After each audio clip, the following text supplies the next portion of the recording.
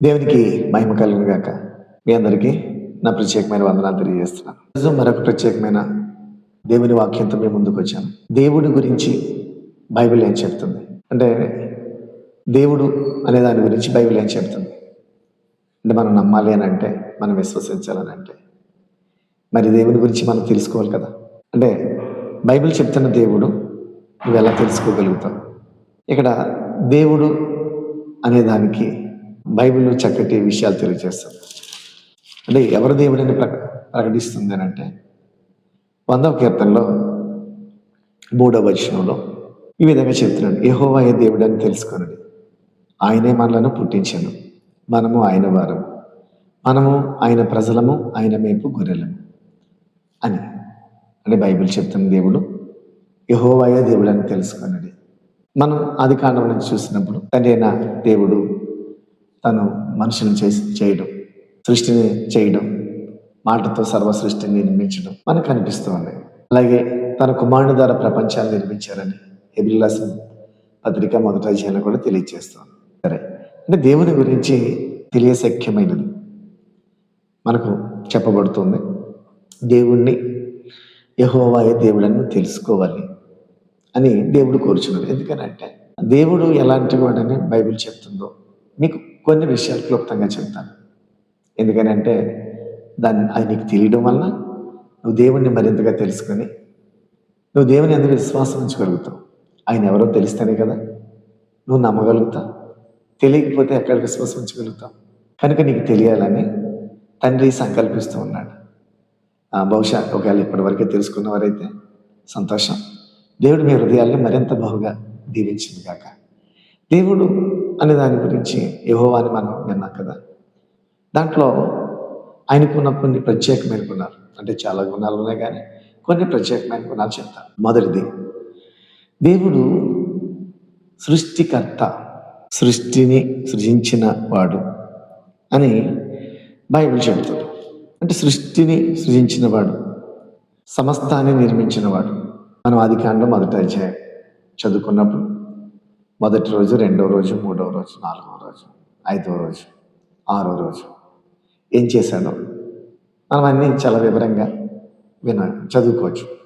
సమస్తాన్ని నిర్మించాడు అంటే అందుకనైనా సృష్టికర్త, సృష్టిని సృజించినవాడు. మరి సృజించిన వాడి గురించి తెలుసుకోవాలి కదా. సృజించిన వాడు, అందుకనే నెహెమ్యా గ్రంథము 9వ అధ్యాయం 6వ వచనంలో, నీవే అద్వితీయ దేవుడవైన యెహోవా, నీవే ఆకాశమును మహాకాశములను వాటి సైన్యమును భూమిని దానిలో ఉండినది అంతటిని సముద్రములను వాటిలో ఉండినది అంతటిని సృజించి వాటినన్నిటినీ కాపాడువాడవు. ఆకాశ సైన్యం అంతయు నీకే నమస్కారము చేయుచున్నది అని చెప్తాడు. అంటే ఇక్కడ దేవుడు ఏం సృజించాడో చెప్తున్నాడు. దేవుడు అద్వితీయుడైన యెహోవా, నీవే ఆకాశమును మహాకాశములను వాటి సైన్యమును భూమిని దానిలో ఉండినది అంతటిని ఆయన చేశారు, ఆయన సృజించారు.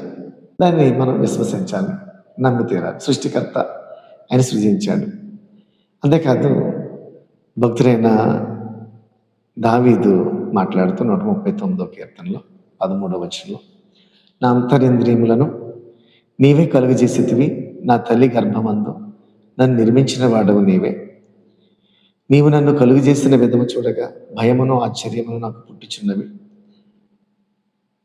అందును బట్టి నేను నీకు కృతజ్ఞతాస్తుతులు చెల్లించుచున్నాను. నీ కార్యములు ఆశ్చర్యకరములు, ఆ సంగతి నాకు బాగా తెలిసిన. దేవుడే మనల్ని సృజించాడు అనే విషయాన్ని కీర్తనకారుడు చక్కగా వివరిస్తూ ఉన్నాడు. కాబట్టి నేను సృజించినది, మనల్ని నిర్మించినది దేవుడు, సృష్టికర్త, సమస్తాన్ని నిర్మించి మొదటి విషయం. రెండవది, ఆయన సర్వశక్తిమంతుడు. అంటే సృష్టికర్త అంటే నిర్మించాడు అని అన్నాం. అంటే ఏముండి నిర్మించాడు ఆయన? ఆయన సర్వశక్తిమంతుడు. ఆయన శక్తి సామర్థ్యాలు ఎలాంటివి అని అంటే ఆయన మాట పలుకుగా కలిగాయని బైబిల్ గ్రంథం మనకు బోధిస్తుంది. ఓకే, అంటే మాటతో సమస్తాన్ని చేయగలడు. ఆయనకున్న బలము, శక్తి. దినవృత్తాంతాల గ్రంథంలో మొదటి గ్రంథంలో 29:11 యెహోవా భూమి ఆకాశంలో ఉందండు, సమస్తమును నీ వశము, మహత్యమును, పరాక్రమమును, ప్రభావమును, తేజస్సును, ఘనతయు నీకే చెందుచున్నవి. యెహోవా, రాజ్యము నీది, నీవు అందరి మీదను నిన్ను అధిపతిగా హెచ్చించుకొని ఉన్నావు. భూమి చేసిన, ఆకాశాన్ని చేసిన, అవన్నీ ఆయన విషయములోనే ఉన్నాయి. సమస్తము పైన తను తాను ఆయన అధిపతినిగా ఊహించుకున్నాడు. ఎస్, నీవు కూడా ఆయన ఆధిపత్యాన్ని ఒప్పుకొని తీరాలి. ఎందుకంటే ఆయన అధిపతి, నీవు ఒప్పుకో. ఆయన నిర్మించడానికి బైబిల్ చెప్తుంది. కనుక ఆయన అధికారి, సర్వశక్తిమంతుడు, సమస్తాన్ని నిర్మించగలిగిన దేవుడు.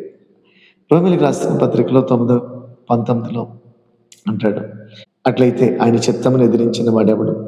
ఆయనకును నేరం మోపనలా అని నీవు నాతో చెప్పుదు. అవును కానీ ఓ మనుషుడా, దేవునికి ఎదురు చెప్పుటకు నీవెవడవు? నన్ను ఎందుకు ఇలాగ చేస్తావని రూపింపబడినది రూపించమనితో చెప్పిన. అంటే చేయబడిన మనుషుడు చేసిన దేవునితో నన్ను ఎందుకు ఇలా చేసావని చెప్పలేరు కదా. కనుక దేవుడు సర్వశక్తివంతుడు. ఆయన మాటతో, మహిమతో ఏదైనా చేయగలడు. ఆయన భూమి మీద తనకిష్టమైనదంతా జరిగించుచున్నాడని బైబిల్ చెప్తుంది. కాబట్టి తనకిష్టం వచ్చినట్టు చేస్తాడు, తనకు నచ్చింది చేస్తాడు. కాబట్టి ఆయన శక్తి సామర్థ్యాలు తెలిసిన పిల్లలుగా మనం ఉండాలి. ఆయనలో ఉన్న మరొక గుణం ఏంటంటే పరిశుద్ధుడు. Is a character. ఇది చాలా ప్రాముఖ్యం. ఎందుకంటే మనం అందరం కూడా మనుషుల్లో క్యారెక్టర్ చూస్తాం. మనం దుర్మార్గులమైనా, మనం అబద్ధికులమైనా, ఇతరులు చాలా బాగుండాలని చూస్తాం. క్యారెక్టర్ బాగున్నా తిడతాం, బాగోపోయినా తిడతాం. కానీ ఇక్కడ దేవుళ్ళు మరి ఆయన క్యారెక్టర్ కూడా ఉండాలి కదా. పరిశుద్ధుడు. సమూయేలు మొదటి గ్రంథం 2:2 యెహోవా వంటి పరిశుద్ధ దేవుడు ఒకడును లేడు, నీవు తప్ప మరి ఏ దేవుడును లేడు, మన దేవుని వంటి ఆశ్రయదుర్గం ఏది లేదు అని బైబిల్ గ్రంథం ఆధారితంగా చెప్తుంది.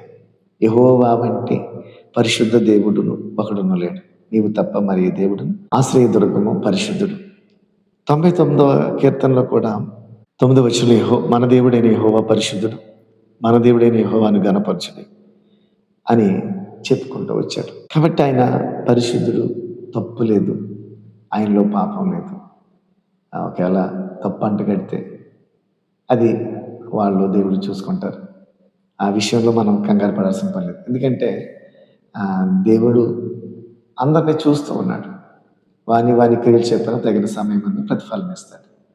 కనుక ఒకరు కాదన్నంత మాత్రాన, ఒకరు ఒప్పుకోలేనంత మాత్రాన ఆయన దేవుడు కాకుండా పోడు.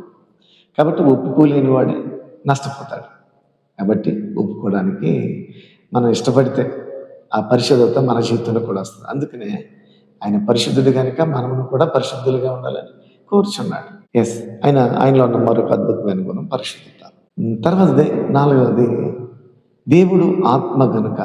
యోహాను సువార్త 4:24 దేవుడు ఆత్మ గనుక ఆయనను ఆరాధించే వారందరూ ఆత్మతోనూ సత్యముతోనూ ఆరాధించవాలని బైబిల్ చెప్తుంది. దేవుడు ఆత్మస్వరూపి. ఆయన ఆత్మస్వరూపి అంటే మనలో ఉన్న ఆత్మ ఎలాగైతే కనబడదో అలాగే ఆయన ఆత్మస్వరూపి. ఆయన నీ కంటికి కనిపించడు, మానవ నేత్రాలు ఆయన చూడలేవు. పరిశుద్ధత, పవిత్రత. ఒక రోజున మనిషి ఆ దేవుని ముందు నిలబెట్టేటప్పుడు ఆయన చూడగలడు. ఆయన మహామహుడు, మహాగణుడు, సర్వశక్తివంతుడు, సర్వాధికారి. అలాంటి ఆయన చూడాలంటే ఎంతో పరిశుద్ధత, ఎంతో ధన్యత ఉండాలి. కాబట్టి ఆయన ఆత్మ అయి ఉన్నాడు దేవుడు. కాబట్టి మంచి హృదయంతో, సత్యంతో మనం ఆయన్ని ఆరాధించాలి, స్తుతించాలి, మహిమపరచాలి. నన్ను పుట్టించావు ప్రభువా, నన్ను ఇలా నిలబెట్టావు ప్రభువా అని ప్రభుని మహిమపరచాలి. ఎస్, అలా నిలబడాలని దేవుడు కోరుచున్నాడు. దీనిలో నేను చెప్పాలనుకున్నట్టు చివరిది, అన్నీ తెలిసినవాడు. ఆయనకి మరుగైంది తెలియదు, ఆయనకి అన్నీ తెలుసు. యోహాను రాసిన మొదటి పత్రిక 3:19 ఇందువలన మనం సత్య సంబంధులమని ఎరుగుదుము, దేవుడు మన హృదయం కంటే అధికుడై సమస్తమును ఎరిగి ఉన్నాడు. కనుక మన హృదయము ఏ విషయములలో మన యందు దోషారోపణ చేయను, ఆయా విషయములలో ఆయన ఎదుట మన హృదయములు సమ్మతిపరచు. మన హృదయము కంటే అధికుడై సమస్తమును ఎరిగి ఉన్నాడు. అలాగే హెబ్రీయులకు రాసిన పత్రిక 4:13 కూడా, మరియు ఆయన దృష్టికి కనబడని సృష్టము ఏదియూ లేదు, మనం ఎవరికి లెక్క అప్పచెప్పవలసిన ఆ దేవుని కనులకు సమస్తమును మరుగు లేక ఉన్నది, తేటగా ఉన్నది. ఈ రెండిట్లో చూస్తే అన్నీ తెలిసినవాడు, ఆయనకి అన్నీ ఎరిగినవాడు, ఆయనకి అన్నీ కనపడతాయి. నువ్వేం చేస్తున్నావు, నువ్వేం మాట్లాడుతున్నావు, నువ్వేం ఆలోచన చేస్తున్నావు, ఇవన్నీ చూస్తాడు ఆయన. అన్ని చోట్ల ఉంటాడు కదా, సర్వజ్ఞుడు కదా. సర్వజ్ఞుడికి అన్నీ ఎందుకు తెలవు? మనం అనుకుంటాం చూడట్లేదులే, చేయట్లేదులే, తప్పు చేసినా ఏమి చేయట్లేదు చూడట్లేదు అనుకుంటున్నాం. లేదు, దేవుడు అవకాశం ఇస్తున్నాడు. ఎందుకనంటే అందరూ అంతటను మారు మనసు పొందవాలని ఆయన దీర్ఘశాంతం వహిస్తున్నాడు. అంతే తప్ప మనమేమో ఏమీ ఎరగట్లేదని కాదు, అన్నీ చూచేవాడు. కనుక దేవుని గురించి మీకు తెలియాల్సిన కొన్ని విషయాలు నేను ఈరోజు మీతో మాట్లాడాను. కాబట్టి నువ్వు నమ్మడానికి, నువ్వు విశ్వసించడానికి మరి బైబిల్ ఏం చెప్తుందో దాంట్లోంచి కొన్ని విషయాలు నీకు చెప్పాలి కదా.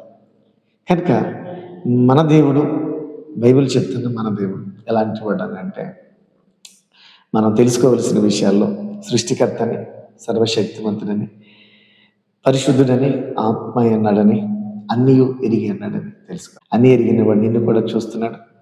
మరి ఆ దేవుడిని తెలుసుకుంటే, ఆ దేవుడిని విశ్వసిస్తే, ఆ బైబిల్ చెప్తుంది యెహోవాను దేవుడిగా గల జనులు ధన్యులు. కనుక ఆయన నీ జీవితాన్ని పరిపూర్ణంగా మార్చగలడు. యెహోవాను ఎరుగుటయే మన జీవిత లక్ష్యం, మన హృదయాలకి అంతిమ లక్ష్యం. కనుక దేవుని తెలుసుకొని ఆయన మార్గంలో నిలబడితే, యెహోవా యందు భయభక్తులు కలిగి ఆయన త్రోవలో నడిస్తే మీరు మీ కుటుంబాలు బ్లెస్ చేయబడతారు, నెమ్మది సమాధానం అనుగ్రహించబడతారు. కాబట్టి ఈ సత్యాన్ని దీని ద్వారా నేను మాట్లాడుతున్నాను. మీరు వినండి, అనేక మందికి పంపించండి, లైక్ చేయండి.